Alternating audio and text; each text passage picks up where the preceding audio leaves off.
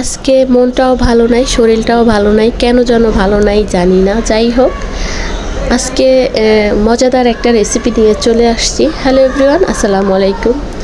তো প্রথমেই মাছগুলো কেটে ধুয়ে সুন্দর করে নিয়েছি। হলুদ একটু লবণ দিয়ে মাখিয়ে এক পাশে রেখে দিলাম।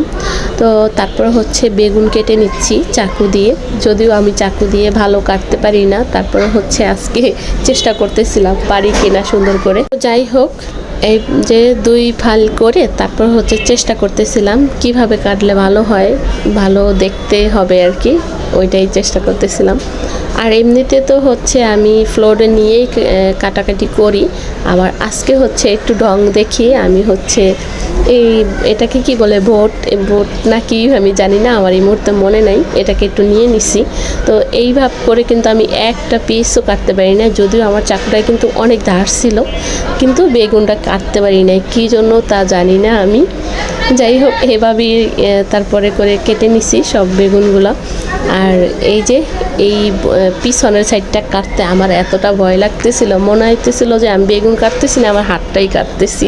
যাই হোক, নিজে আবার হাসি পাইতেছিল। তো এই যে একটা বেগুন কেটে নিলাম, তারপরে পরবর্তীতে যুদ্ধ আবার চলে যাচ্ছি, মানে এটা আমার কাছে একটা যুদ্ধ করা। বেগুন কাটতেছি না, আমি মনে হয় যে যুদ্ধ করতেছি। তো এইভাবে কাটতে ভালোই লাগতেছিল। ওই যে ভুট করে যখন কাটতেছিলাম তখন কিন্তু আর পারি নাই। যাই হোক, নিজে আবার হাসতেছিলাম যে আমি একটা বেগুন কাটতে আইসে একদম ভ্যাবাচাকা লেগে গেছি। যাই হোক, আর ওইদিকে হচ্ছে আমি এবার প্যান বসাই দিছি ভাজার জন্য। মাছগুলো সুন্দর করে ভেজে নিব, আর হচ্ছে বেগুনগুলোও সুন্দর করে ভেজে নিব। যদিও যাদের অ্যালার্জি আছে তাদের কিন্তু এই বেগুন ইলিশ মাছ খাওয়াটা আছে নিষেধ, যেটা আমার ক্ষেত্রে আমি কিন্তু সেটা একদমই মানি না। সাথে জামাইও মানে না, সে বলে খাও, সমস্যা নাই, ওষুধ খেয়ে নিও। তো খাওয়ার বেলায় সে একদমই হচ্ছে নিষেধ করবে না, আমি যা যা আর কি পছন্দ করি সেটাই আসলে নিয়ে আসে। তো এই যে এখানে হচ্ছে পেঁয়াজগুলো একটু চেষ্টা করতেছিলাম যে আমি আজকে চাকু দিয়ে কাটবো। তো যেইভাবে পারছি ওইভাবেই আসলে কাটছি, এত সুন্দর করে কাটতে পারি নাই। আর যার হচ্ছে চাকু দিয়ে কাটার অভ্যাস আছে সে তো খুব ভালো করেই পারে, আমি যদিও পারি না। আর আজকে হচ্ছে আমার বয়সটা দিতে এতটা সময় লাগছে আর কষ্ট হয়েছে, মানে বাইরে বাচ্চারা কথা বলতেছিল, তারপর হচ্ছে যে আমাদের এখানে কাজটা চলে, তো সেই কাজেরও হচ্ছে শব্দ হইতেছিল। তো বয়সটা দিতে কিন্তু অনেকটা সময় লেগে গেছিলো। তো যাই হোক, এদিকে হচ্ছে পেস্টটা আমি যেইভাবে মন চাই সেইভাবে করে কেটে নিতে আসছি। তো তোমরা কেউ আর কিছু মনে করো না, হ্যাঁ। তো এই যে আজকে একটু ভাপ করে তরকারি কাটতেছিলাম আমি, সেই জন্য। তো যাই হোক, মরিচগুলো একটু ভাপ করে কাটতেছিলাম, যে চাকু দিয়ে আজকে আমি সবগুলো কাটবো। যদিও মা সব তরকারি আমাকে কেটে দেয়, তো আজকে হচ্ছে আমি নিজেই কাটতেছি। আর আজকের ভিডিওতে অন্য কিছু রাখিনি, কারণ অলমোস্ট সব কিছু কাজ আমি করে ফেলছি, আমার আর কোনো কাজ বাকি নেই। এখন শুধু রান্নাটা করব তাই। আর আজকে হচ্ছে আমি ডাল রান্না করেছিলাম, তারপরে হচ্ছে অন্য তরকারিও রান্না করেছি একটা, তো সেগুলো আর হচ্ছে শেয়ার করিনি আর কি। আমি তো এই তরকারিটাই আমার কাছে বেশি ভালো লেগেছে, তো ভাবলাম এই বেগুন আর ইলিশ মাছটাই হচ্ছে আমার আপুদের সাথে শেয়ার করি। তো আমি কিভাবে রান্না করি সেটাই হচ্ছে দেখাচ্ছি। তো যাই হোক, বেগুনগুলো কিন্তু কেটে নিছি, তারপরে মাছগুলো তো আগেই হচ্ছে আমি লবণ হলুদ মাখিয়ে রেখে দিছি। আর এইখানে আবার হচ্ছে একটু হলুদ এভাবে করে নিলাম, তো যেরকম ভালো লাগে সেরকম নিলেই হবে। আর একটা আবার আছে যে আমি প্যানের ভিতরেই তেল, তারপরে হলুদ একটু দিয়ে দিলাম, লবণ একটু দিয়ে দিলাম, ওভাবে হয়ে যায়। তো আমার কাছে এটাই ভালো লাগলো, এখানে মাখিয়ে নিচ্ছি প্রথমে। তো ওই যে বললাম, যার আসলে যেইভাবে ভালো লাগে সেইভাবেই কাজটা করলে হয়। তো আমার ওই যে এভাবেই ভালো লাগলো, মনে হলো যেন এভাবেই নেই, যেহেতু আমি ইলিশ মাছগুলোও মাখিয়ে রাখছি সেই জন্য। তো এই যে এক এক করে এখানে রাখতেছি, ওইদিকে যে প্যান বসাই দিছি সেটাও গরম হয়ে গেছে। আমি আর এটা মাখিয়ে বেশিক্ষণ রেখে দিব না, তাহলে না পানি বেরোবে। তো সেই জন্য আমি হচ্ছে একদম সাথেই ভেজে ফেলবো। প্রথমে মাছগুলো ভেজে তারপর বেগুনগুলো ভেজে নিব। আমার প্রিয় আপু ভাইয়াদেরকে বলবো এইভাবে করে তোমরা এই বেগুন ইলিশ রান্না করে খাবে, আমার কাছে তো অসাধারণ মজা লেগেছে। তো সেই জন্যই বলছি তোমরা এইভাবে করে রান্না করে খাবে, অনেক মজা হবে। যাই হোক, আমার কিন্তু প্যানের তেলটাও গরম হয়ে গেছে। এখন হচ্ছে আমি এক এক করে মাছগুলো একটু ভেজে নিব, একদম লাল লাল করে ভেজে নিব। আর তাতে আসলে খেতেও ভালো লাগবে। আর আমরা হচ্ছে কোনো মাছই ভাজা ছাড়া খাই না।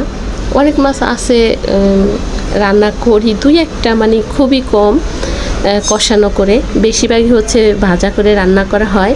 এই মাছটা যদি কষিয়েও রান্না করে তাহলেও ভালো লাগে, যদিও আমি কষিয়ে বেশি একটা রান্না করি না, সব সময় মাছ চেষ্টা করি বেশি ভেজে নেওয়ার, কারণ জান্নাতের বাবা হচ্ছে পছন্দ করে না ভাজা ছাড়া আর কি খাওয়া।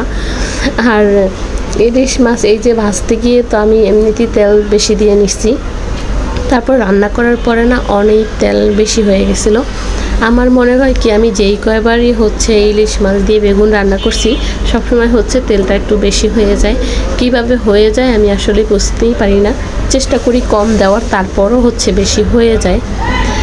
মানে এটাকে আসলে কমাতে পারি না, তরকারির ভিতরে তেলটা বেশি হয়ে যায়।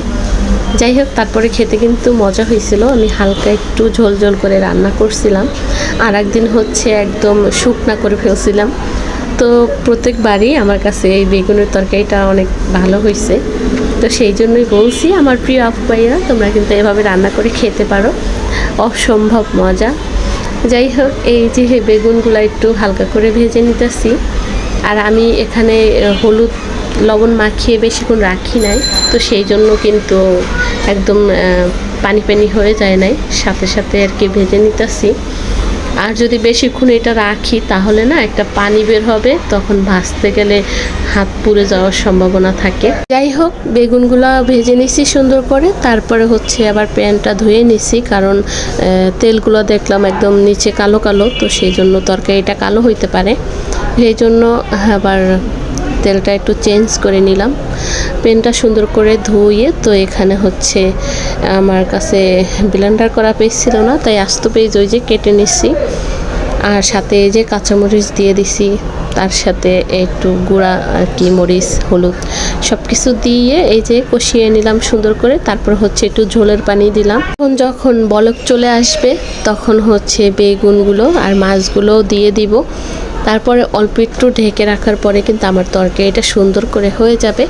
আর আবারও বলবো, যদি ইলিশ আর হচ্ছে বেগুন দিয়ে যারা পছন্দ করো এইভাবে রান্না করে খেতে পারো, যার পছন্দ না সেও কিন্তু চেটে পুটে একদম ভাত খেয়ে নিতে পারবে, 1 প্লেট কি 2 প্লেট।